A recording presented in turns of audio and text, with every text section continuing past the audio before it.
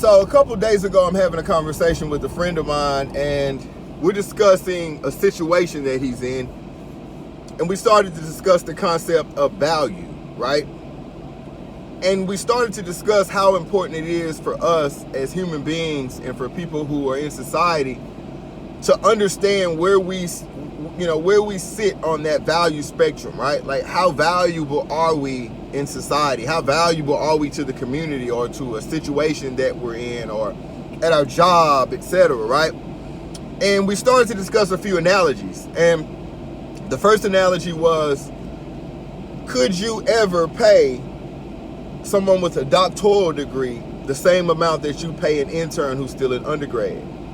And the answer is no, right? Could you pay someone who has 30 years of experience the same amount that you pay someone who has none? And the answer is probably no. Could you pay LeBron James, who just went to the LA Lakers, could the LA Lakers pay him the same price that they would pay a rookie that's just coming into the league? And the answer is no.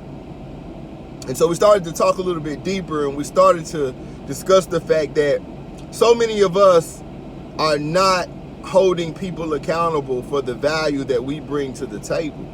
So many of us are working at jobs. So many of us are in careers or in relationships and situationships. And we're not requiring that people value what we bring to the table. And so that's my challenge for you guys today is anybody that you decide or any situation that you decide to engage in, whether it's professional or personal, make for sure that people value you. Make for sure that people are willing to pay the price for things that they want, things that are of value, right? I've never seen, and maybe I've missed it, but I've never seen a commercial for a Rolls Royce. Never have seen a commercial. It's not necessary, because when people walk on the lot, or I've never even seen one on a lot, to be honest with you, but when people go to purchase a Rolls Royce, they understand the value of that vehicle. So there is no negotiation. They're not trying to shortchange the person that's selling the car. They go in, they understand that the value of that car dictates that they bring a certain amount of money to the table, and you have to start holding people accountable for doing the same thing for you.